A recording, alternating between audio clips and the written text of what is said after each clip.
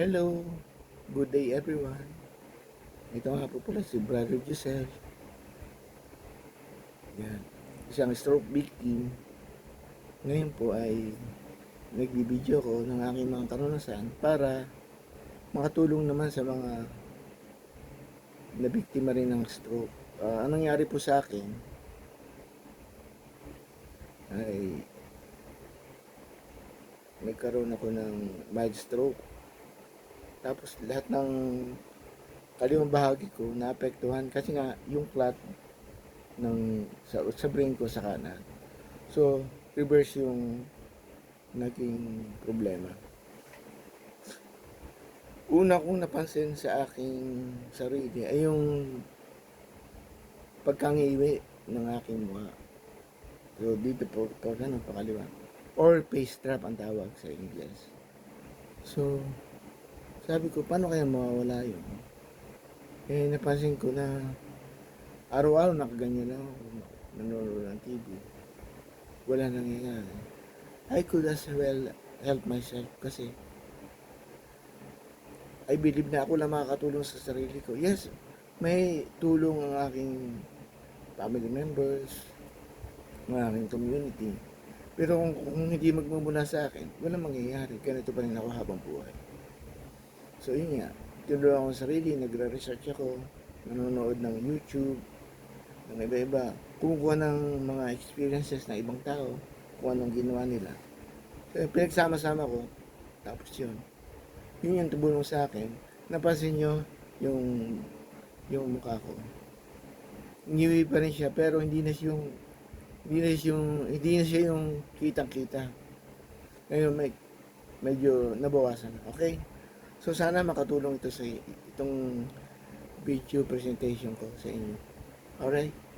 So ang una muna, di ba ito yung unaffected na nyo?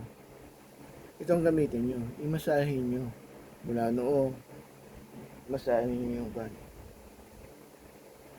yung sarili, patas. Yan. Laging ganyan. Paulit-ulit, tiyaga lang. Ulit-ulit. Paulit-ulit. Oo, ganun talaga. Yan. Ganun lang. Kahit 20 seconds. Kung kaya mo, sige. Pero kung na, waiver. Magtanong pa rin kayo sa doktor nyo. Kasi baka may mga operation kayo. Maingat na magtanong kayo sa doktor nyo. Kasi sa akin, wala naman akong ipara sa ulo. Diba? So, kaya ko, pwede. It works for me. It might work for you. Pero mas maganda na magtanong din kayo sa inyong mga doktor, therapist, or occupational therapist ba? Sino man ang pwede tumulong sa inyo? Yung mga expert. Ako, I'm not an expert. Pero ang aking kagalingan ay sineshare ko base sa aking experience. Okay? Let's go. Yun nga, masaya-masaya. Yan. Sunod, itong nakita nyo itong sa gitna ng kilay. Kunwari, magkaroon kayo ng imaginary lapis, imaginary pencil, ganyan. Tapos, ipitin nyo. Yung parang kang naiire, ipitin mo lang. 20 seconds, 3 repetition. Ganun, ipit. Hindi mo makikita dahil pag ikaw gumagawa, hindi mo makikita. So, para maging effective, kung ano yung salamin mo, kung meron man. Ganun. Nakikita mo, gumagawa. Okay? Ganun lang, paulit-ulit.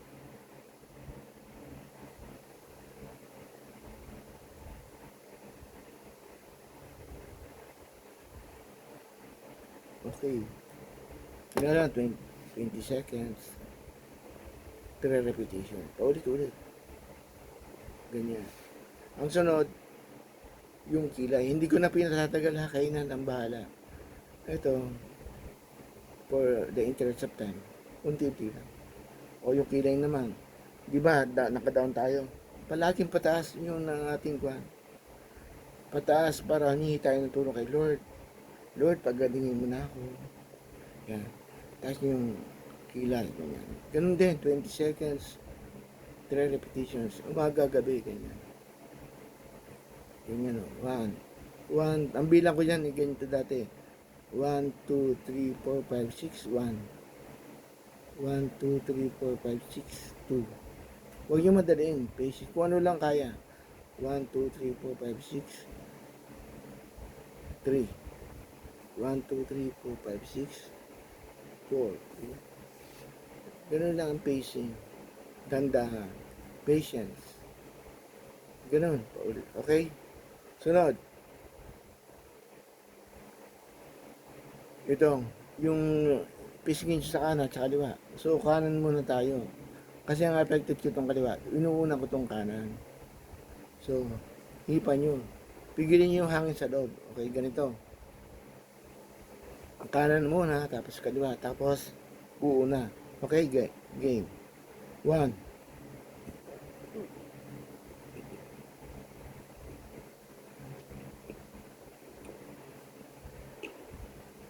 Kanan, kaliwa, then buo. Game. Kita nyo, kahit paulit-ulit ako material ginagawa, hindi ko pa rin ma-perfect. Pero, tsaga lang. Okay, 1.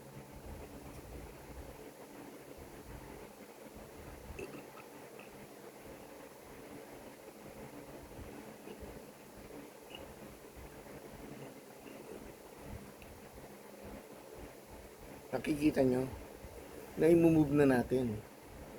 Kaysa, lagi lang nakatenga, i-move na natin.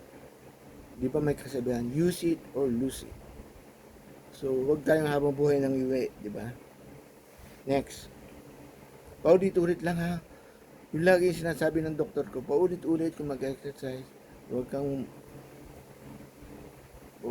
pakihina ng loob. Kasi ganun talaga eh. Parang bumabalik tayo sa pagkabata. Nire-relearn natin yung mga nawala sa atin. Okay?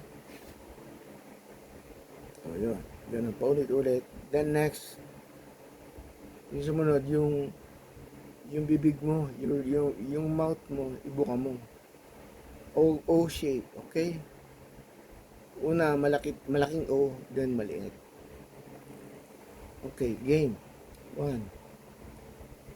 O, tapos maliit.